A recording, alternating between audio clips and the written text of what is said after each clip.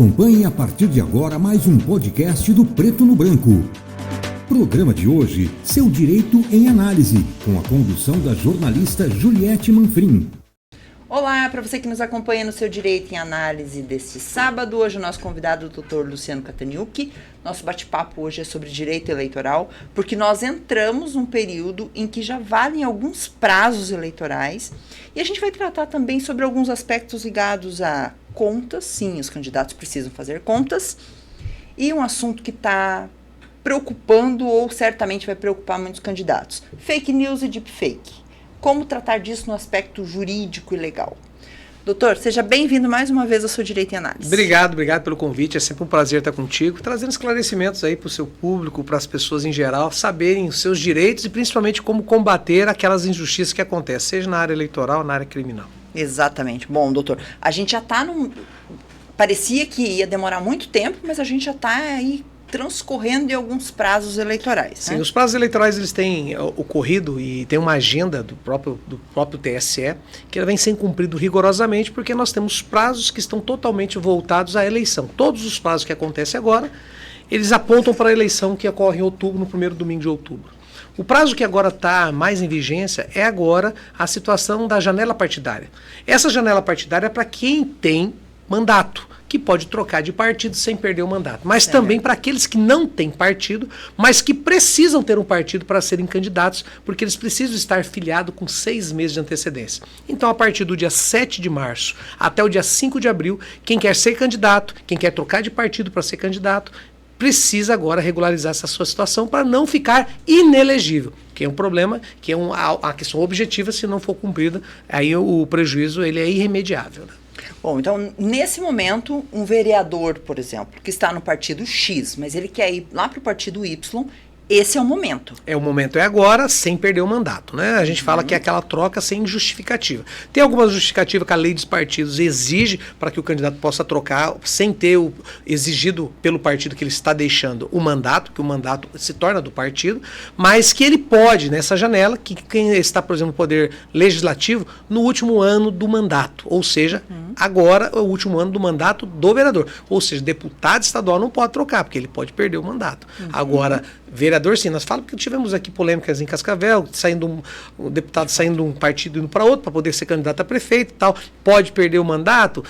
Mas o partido fez um acordo, não tem previsão legal sobre isso. O segundo colocado pode pedir o suplente. Essa é uma discussão jurídica que quem troca de mandato, quem troca de partido, sem ter essa prerrogativa dessa janela partidária, corre o risco de ter um mandato ali depois pedido por alguém que tem interesse de fato nisso. Vamos hipoteticamente pensar no seguinte, então. Deputado estadual, um deputado federal que quer concorrer a prefeito, mas ele está no partido X e ele quer ir para o partido Y. Ele não pode fazer essa troca nesse momento. A janela partidária não abrange ele. Né? Abrange somente deputados estaduais e federais no último ano de mandato. Ou seja, também ampara vereadores no último ano de mandato. Vereadores, por exemplo, que daqui 2 anos, se eleger, quiserem trocar de partido para ser candidato a deputado, podem perder o mandato. A janela partidária, ela somente abrange aqueles que vão ser candidatos nessas eleições, ou seja, legislativo para essas eleições. E também, lembrando, para todo cidadão, ninguém pode ser candidato, não tem como ser candidato sem estar filiado a um partido. E aí a filiação tem que ser no mínimo 6 meses antes, que termina no dia 5 de abril. Ou seja, todos os prazos já estão correndo. Exato. Tem interesse, tem intenção, mesmo você estando em outro partido, quer concorrer por né? A mesma situação hipotética, está no partido X, mas quer concorrer pelo Y. É hora de fazer conta, né? É hora de fazer conta, Juliette. Por quê? Se uma pessoa é um pré-candidato e ele quer ser candidato, ele já tem que planejar a sua candidatura. Planejar a sua candidatura não é somente planejar como que ele vai chegar na população para pedir o voto. Mas se ele vai conseguir, mesmo pedindo o voto, fazendo todo o trabalho, ter uma viabilidade eleitoral de ser eleito no partido pelo qual ele estiver vinculado. Porque às vezes você, por exemplo, pode ser candidata, Juliette, e ter um potencial de voto, um teto que a gente fala, 1.500 votos, 2.000 votos, que é uma votação muito boa para Cascavel, para vereança. Mas pode ser que essa quantidade de votos seja insuficiente dentro de um determinado partido. E aí a pessoa precisa saber disso. Eu vou num partido onde está cheio de medalhões, né, candidatos com 2.500, 3.000 votos, 2.700 votos, e eu vou fazer 2.000 votos, vou ficar fora. Sendo que em outros partidos, que aí tem a questão da legenda partidária, que a gente fala que agora a chapa puro sangue, o sujeito pode fazer 1.000 votos e entrar, e você fazer 2.000 votos em outro partido não entrar. Por isso que você tem que fazer um estudo, e eu falo que isso é importante, para que possa ter consciência de que o jogo político não é somente quando você vai pedir o voto para o eleitor, mas até no momento de se filiar, até qual partido que você vai fazer parte. Tem a questão ideológica, tem a questão pragmática dos partidos, né? Muitas vezes as pessoas não pensam nisso, mas tem que pensar também, mas tem a questão também de viabilidade eleitoral. Ou seja, ou você pode ser filiada num partido fazendo uma votação expressiva e os outros candidatos serem candidatos de pouquíssimos votos que não ajudam sequer a atingir o quociente eleitoral. E aí a pessoa, mesmo sendo bem votada, não atinge o quociente e fica fora da eleição, mesmo sendo bem votada. Bom, esse é um dilema profundo para candidatos. É estratégico, né? Pois é. Por isso que o candidato ele precisa ser bem assessorado. O candidato, e eu falo isso, o candidato tanto a majoritária quanto o próprio candidato a proporcional, que a gente fala, candidato a prefeito como candidato a vereadores, e não importa e não interessa o tamanho da cidade, todos precisam ser bem assessorados. Antigamente se preocupava apenas com marketing. Não, vamos fazer uma boa aparição de marketing, vamos fazer uma boa campanha e tal. Você precisa ter um bom jurídico. Você precisa, tem profissionais qualificados, contratar uma banca de advogados que entendam de direito eleitoral. Não fazer barganha, né? Eu já falo para os candidatos, não, ó, vão estar comigo, daí que estiver lá, nós vamos estar juntos. Não, bons profissionais, eles não vão fazer barganha por cargos. Exatamente, né? Eles vão cobrar vão executar um trabalho e vão cobrar por isso. E também nós temos aquela questão contábil. Antigamente, a contabilidade era para inglês ver. A gente fala nesse termo, porque o candidato fazia de conta que prestava conta e o candidato, a justiça fazia de conta que conferia. E estava tudo certo. Está tudo certo, passou. Não, hoje é tudo cruzado. Essas eleições agora, você precisa ter bons contadores e principalmente, não o contador que você faz, contador que entenda de prestação de conta do direito eleitoral. São poucos, não são muitos. Muitas vezes você quer, porque o cara é meu amigo, porque ele faz o meu imposto de renda. Ele entende de direito eleitoral. Porque uma prestação de conta mal feita pode gerar a cassação do diploma depois de eleito, ou até mesmo do registro, porque não fez a prestação adequada. Olha como é que isso é importante. E vai piorar ainda, porque esse ano, provavelmente, nós teremos a questão migrando para o PIX. Sabe esse negócio de TED, de depósito em dinheiro? Isso está em desuso. O PIX provavelmente será tanto para compra, venda de materiais dentro da própria campanha, abrir o CNPJ de cada um dos partidos e principalmente de cada uma das candidaturas, fazer a aquisição de materiais, contratação de serviços. Provavelmente o PIX será a ferramenta utilizada. E para receber doações. E aí vem aquela coisa. A doação via Pix, você consegue fazer o quê? O cruzamento. Cruzamento de dados. E o cruzamento de dados é muito sério. Hoje a Receita está louca. Sim, e a Justiça Eleitoral pega todo esse banco de dados que a Receita já fornece e consegue trazer para analisar se há, por exemplo, um detentor ou uma pessoa que tem Bolsa Família, por exemplo, ou benefícios assistenciais, porque entende-se que doou 5 mil reais. Como que pode uma pessoa que não tem condição, está em miserabilidade, vivendo muitas vezes daquele benefício, fazer uma doação de campanha? Isso aí nos cruzamentos cai, nos cruzamentos, inclusive envolvendo todas as entidades, gera até a prática de crime, devolução de dinheiro e assim por diante. Bom, a gente tem mais uma situação muito peculiar esse ano, que deve vir aí na esteira do julgamento que está para acontecer do senador Sérgio Moro, das questões dos gastos pré-campanha. Isso é uma loucura. Sou uma pré-candidata, já estou gastando com isso. Você não é candidata, precisa prestar conta? Não. Em tese, não. Não precisa. Só que temos um problema. Existe um limite. Porque assim, você é pré-candidata não significa que você será candidata. Porque você Só precisa... reforçando, eu não vou ser candidata. Você precisa primeiro ser escolhida pela convenção partidária como uma candidata. Então, por enquanto, você é pré-candidata. Pode ser que você faça toda a pré-campanha e não consiga viabilizar o seu nome lá na convenção e você não seja candidata. E a questão fala, e o dinheiro que foi gasto? Prestou conta? Não, não é candidato. Vai prestar conta para quem? Acabou, ela fez a pré-campanha, mas não é. Não, agora ela é candidata. Ela fez uma boa pré-campanha, impulsionamentos, compartilhamentos, a questão de direcionamentos de seguidores, tal. Você conseguiu atingir o seu objetivo. E você conseguiu viabilizar a sua candidatura. Então, de pré, você vira candidata. Quanto você gastou? Aí que está o pulo do gato. Porque a justiça começa a entender, a justiça eleitoral, que tem que ter pelo menos uma coerência. Então não adianta você gastar 500 mil reais, vamos falar menos, 50 mil reais na pré-campanha e agora na campanha dizer que você vai gastar 15 mil reais. Não tem como, não bate. Porque eles entendem que você não pode gastar mais que 10% na pré-campanha do que você vai gastar na campanha. Ou seja, se você vai gastar 50 mil na campanha, aí você tem que fazer uma estratégia, lógico, de quanto naquele município você é o teto de gasto, quanto você pode gastar, quanto que naquele município, tanto executivo tal, quanto que vai vir de fundo partidário, se você vai ter fundo partidário ou não, para você ter uma noção de quanto que você já vai investir na sua pré-campanha. Porque se você sai igual um louco, igual uma louca, gastando tudo que pode na pré-campanha, porque não precisa prestar conta, porque você não é candidato, você é pré-candidato, você pode ter um problema depois que você se tornar candidato. E na prestação de conta pode gerar isso aí, abuso do poder econômico na pré-campanha. Aí caça o registro. Aí você ganha, se elege, aí caçar o mandato seu. Olha um problemão que isso pode acontecer utilizando a pré-campanha. Porque a pré-campanha é uma ferramenta irreversível. Exatamente. É uma ferramenta poderosa, porque quando que começa a pré-campanha? Começa assim que termina a última campanha. Você já começa. Porque você pode fazer tudo, ou quase tudo, menos pedir voto, nem de forma velada, e não pode dizer que é candidato. Você é pré-candidato, você vai pedir apoio e você vai trazer as suas ideias para debater com a comunidade. Você vai trazer a comunidade junto. Eu penso diferente a administração pública, eu penso a Câmara diferente, eu represento um segmento, eu represento uma linha da sociedade, e isso você vai trazer para ser debatido na pré-campanha. Para que quando chegue na campanha, e eu tenho repetido isso em todas as oportunidades que eu tenho falado, que são 45 dias, ela é simplesmente a colheita do que você plantou durante 1 ano, 2 anos, 3 anos, 4 anos, desde a última eleição municipal, por exemplo. Mas vamos pensar hipoteticamente que hoje um pré-candidato que já está investindo, ele pode dizer assim, mas eu não vou prestar contas disso. Eu não vou fazer a prestação de contas no meu período pré-campanha. E aí, os adversários podem fazer isso? Porque o que a gente está vendo isso com o Sérgio Moro nesse momento, eu sempre digo para você, o seu maior fiscal é o seu adversário direto. Ou seja, aquele que porventura ficou em segundo lugar na campanha prefeito, ou aquele que porventura ficou como seu suplente, e começa a acompanhar, hoje as redes sociais fazem isso, né, Juliette? Hoje as redes sociais, você deixa um rastro muito grande. É a mídia mais barata. Hoje, para você fazer, por exemplo, um programa, você pode fazer com o celular. Exatamente. Você não precisa ter uma equipe gigante. Então, a campanha barateou, você já posta nas redes, você já impulsiona. E isso deixa rastro.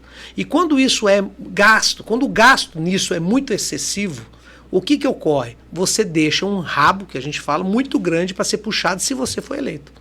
Porque daí as pessoas, por isso que eu falo, um telhado de vidro muito grande, a pessoa tem visibilidade, ganha as eleições, mas olha o que deixou ali na pré-campanha de potencialização que criou um desequilíbrio. Isso é trazido pelo adversário, que é o maior fiscal, e vai ser denunciado, e lógico, a justiça vai entender se houve, não houve, como que foi feita as prestações de contas, quanto que foi, se houve abuso ou não houve, e aí sim, para quem está eleito, é um problemão, porque ele está eleito, está investido no mandato e pode perder o mandato. A questão do Sérgio Moro será uma situação realmente emblemática. Nós já tivemos outra situação de uma outra senadora que também foi cassada. Exatamente. Né, que foi inclusive, ela era tida como o Sérgio Moro de Sais, no Mato Grosso. A juíza Selma, ela foi cassada por abuso econômico, uma das situações, na pré-campanha. E se isso acontecer, abuso do poder econômico e tal, na questão do favorecimento da pré-campanha, é um caso que vai ser um divisor de água, inclusive para a própria jurisprudência. Aí a gente observa, porque assim, a gente tem candidatos a rodo, mas a gente observa que muitos não têm um assessoramento jurídico adequado e isso acaba respingando lá na frente no momento em que se elege ou fica lá numa suplência, muito bem colocado numa suplência.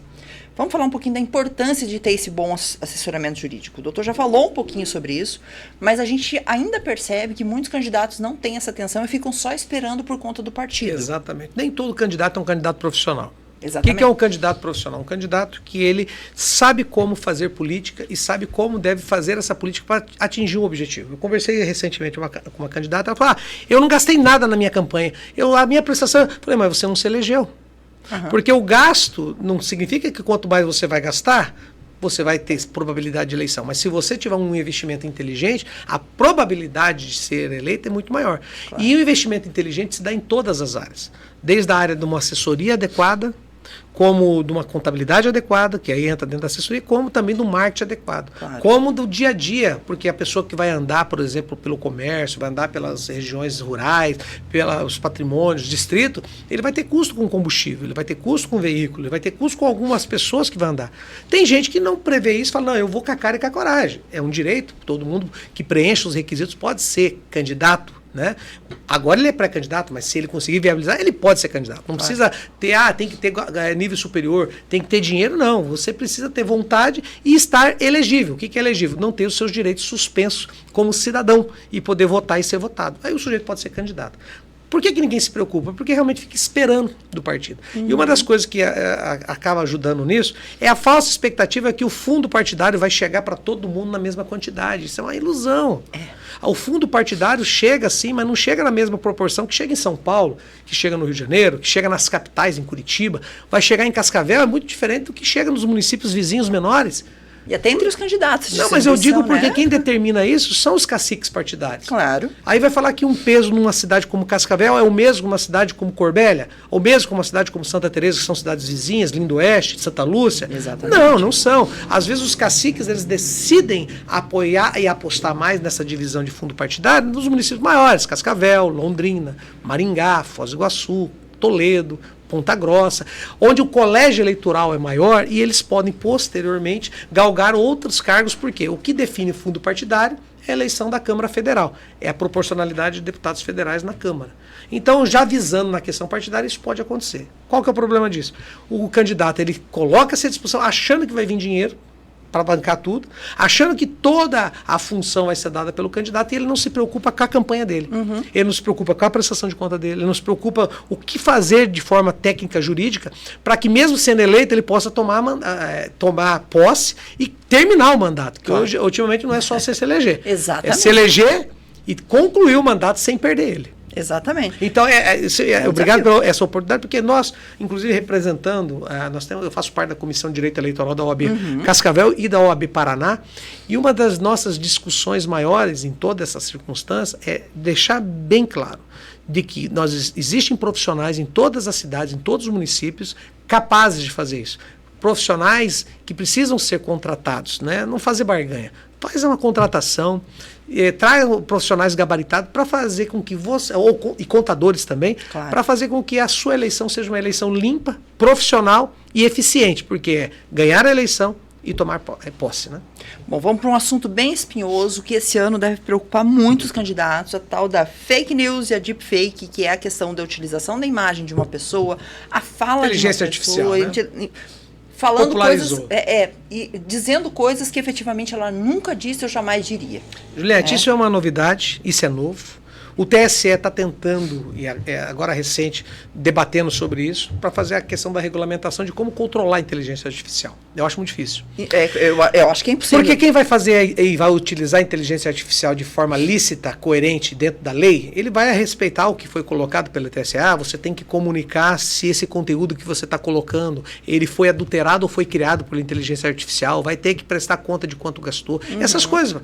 Não, isso aí ok, tá certo, é assim que funciona mesmo. Você deixar isso bem claro, inclusive, para o que está acontecendo. O problema é quando vai ser utilizado contra adversários que ninguém vai assinar aquilo.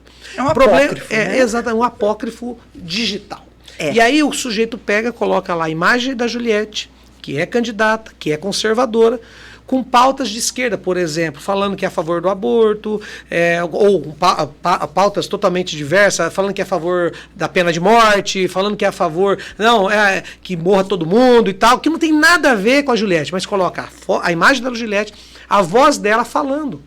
A inteligência artificial faz isso. E pior, hoje está com fácil acesso em aplicativos gratuitos da internet. Como é que você combate isso? Aí a Juliette vem e fala, gente, eu jamais falei isso. Eu sou cristã, eu não defendo o aborto, eu não defendo a morte, eu não defendo isso, agora ela está tentando se explicar porque pegou mal. Agora a Juliette está... O efeito não vai dar. Por quê? Porque a forma como pula... Eu brinco, né? Quando eu tenho a oportunidade de falar, eu falo também. Que Deus ajudou o ser humano ajudando a criar o WhatsApp. Mas o diabo pegou e complicou o negócio, criou os grupos de WhatsApp. E aí a informação começa a pular de grupo em grupo, quando você vê aquilo viralizou. É uma pólvora. Milhares de pessoas. E aquela tiazinha que viu lá, aquele tiozinho, olha, meu Deus, eu não voto essa mulher de jeito. Você pode fazer o que for, que não dá. Agora, como combater isso? Tem que ser ágil. Boa pergunta. Tem que ser ágil. Como combater isso? Como que você combate um absurdo?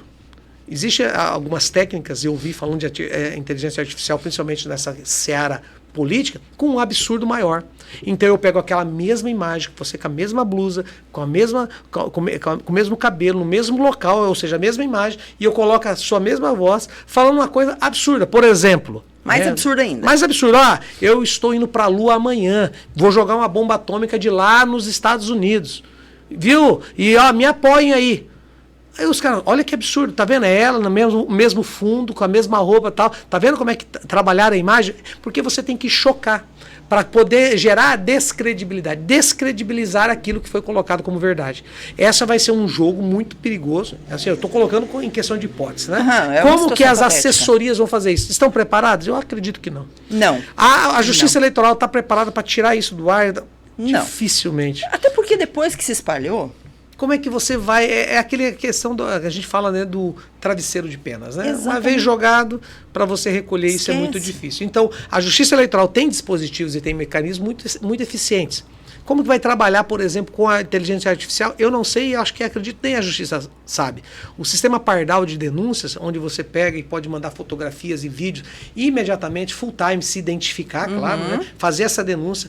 Equipes, por exemplo, nas últimas eleições, focadas exclusivamente para poder fazer esses filtros, fiscalização e denúncia, existiam que recebiam essas imagens dos eleitores e faziam a fiscalização, determinavam, por exemplo, em cidades, porque aí, conforme a cidade que recebia, qualquer local do Paraná poderia mandar Cascavel, Assis Chateaubriand, Toledo, Lindoeste, Santa Lúcia, Capitão, cada um mandava, tirava uma foto de uma propaganda irregular, a Justiça Eleitoral conseguia fazer esse filtro e mandar a fiscalização lá. Isso existe? Existe. Vai ser suficiente nessas eleições? Certamente não. Então isso vai ser tudo uma incógnita que a gente vai aprender na prática como funciona.